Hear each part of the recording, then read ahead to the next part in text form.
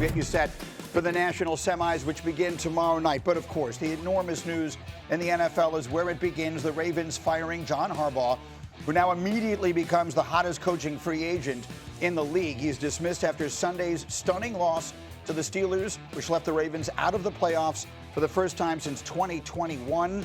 He coached the team for 18 years, won a Super Bowl, and did nothing but win. In fact, here's an illustration of that. Since they drafted Lamar Jackson in 2018, the Ravens have won 86 regular season games but have failed to reach the Super Bowl. You see where that number falls in there. It actually connects to another stretch during the Harbaugh era of how many games they won. So that's sort of a theme here. A whole lot of winning and falling just short at the end.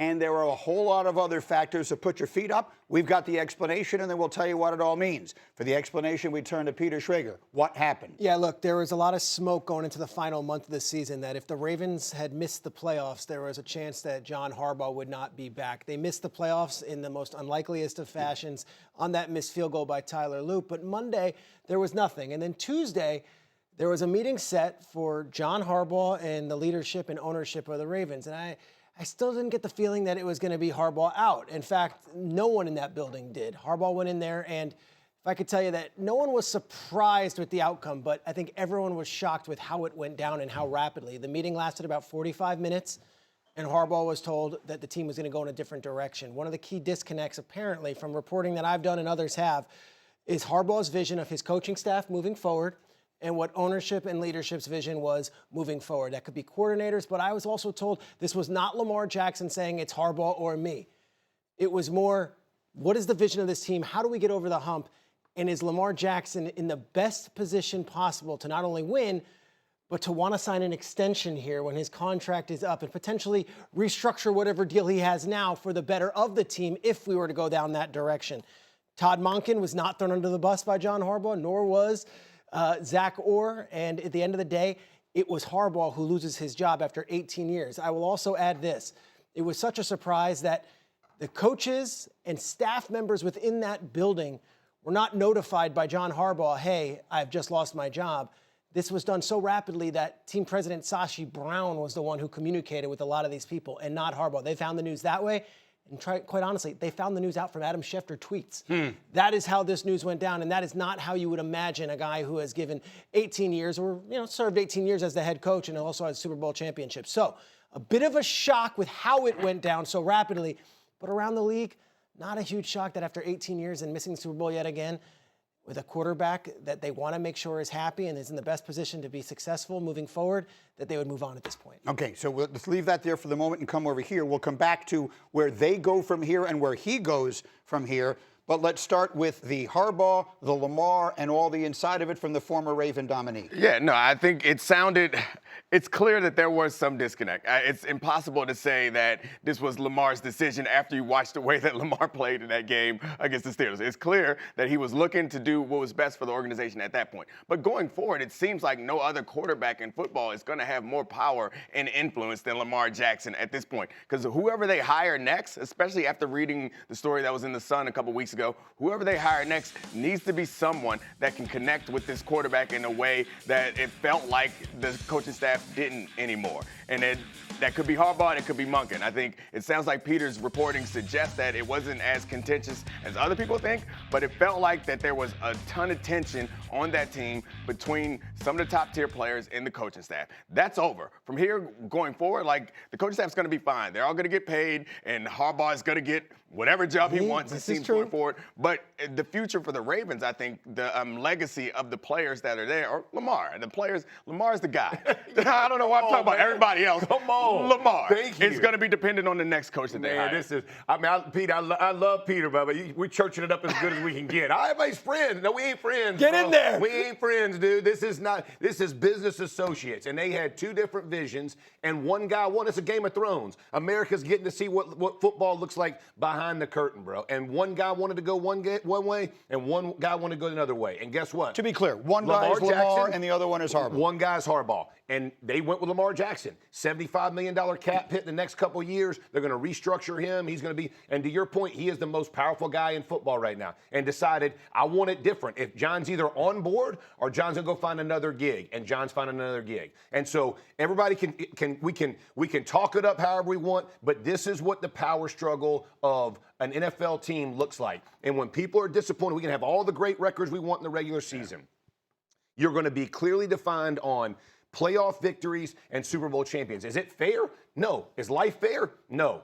John Harbaugh is going to be fine. Lamar Jackson is going to be fine. But this is, nothing ends well, and you could feel it. When you have a guy who's been around your team for a long time, writing the article he wrote about Lamar Jackson, kind of what was going on and all the different things.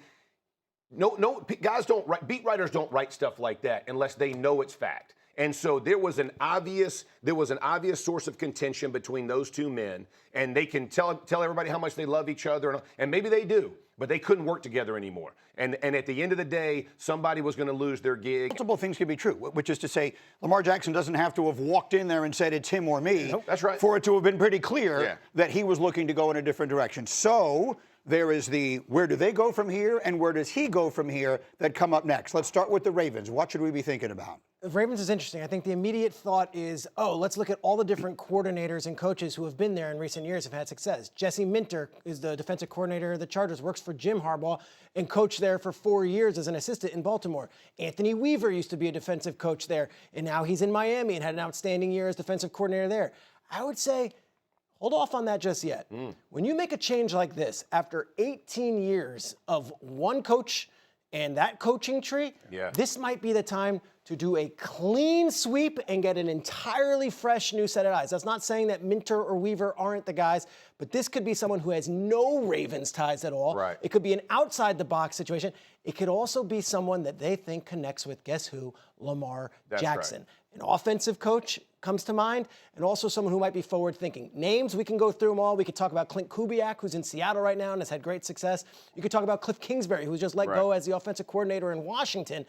We can go through that a million times. We don't have the official list yet. I would just stress, don't just assume if someone's got Ravens ties that they're the hire. That's right. Yes, they missed out on Mike McDonald, and he went on and did great things in Seattle. That is a Harbaugh tree hire, and I don't know if they necessarily want to go Harbaugh tree right now. Yeah, it feels like it seems pretty obvious that this split makes the two most attractive candidates. Like this job immediately jumps what was Atlanta before is probably the most, and maybe Raheem Morris is always someone that you could look at in that situation. Also, because the success that he had at the end in Atlanta, like I think I was a little surprised that he got fired, but I think this could be completely finish the wild. thought. You're saying the Ravens opening becomes the most attractive opening? Easy, yeah. By a wide margin. You're looking for a quarterback and you're looking for ownership that's willing to spend money. Understood. You have that. Let me push back just this much. Okay. They're the best team. However, I've always said, and the Alabama job when Kalen DeBoer took it was the worst job in America because you don't want to be the guy who follows the guy. I don't want a job where you tell me if you don't win the whole thing in the first year, you're a failure. They just got rid of John Harbaugh after 18 years. Why? Because he didn't win the Super Bowl. So if the next guy doesn't win the Super Bowl in the first 2 years, he didn't get the job done. I understand your point, but there's another way to look at it, too. If you're a coach with no experience, if you're going to hire a guy with experience. No coach looks at it that way. Right. I want to win a Super Bowl. Right. That's why I'm in this. Where can I go win a Super Bowl? Where there's a two-time MVP and who seems like he's in his prime, I'm going there. The pressure's going to be hot everywhere. I'd rather get fired with a chance to win a Super Bowl than go to some other team that's a long rebuild, and I'm just praying. I'm hoping I find somebody half as good as Lamar Jackson in the draft. I would just hit the Lamar Jackson of it is so interesting. So he doesn't have an agent, right? Which leads to a lot of speculation from other people. He's also not necessarily going to vocally voice his opinion. So there was almost always with Lamar a little bit of eggshells there in the building. Is Lamar happy? Are we good? Even when his contract negotiation was coming up last time around, they couldn't get a hold of him at points. So if you're basing this on Lamar, do you bring him in and let him help pick the coach? Yes. Stop. You do. Hard stop. Yeah.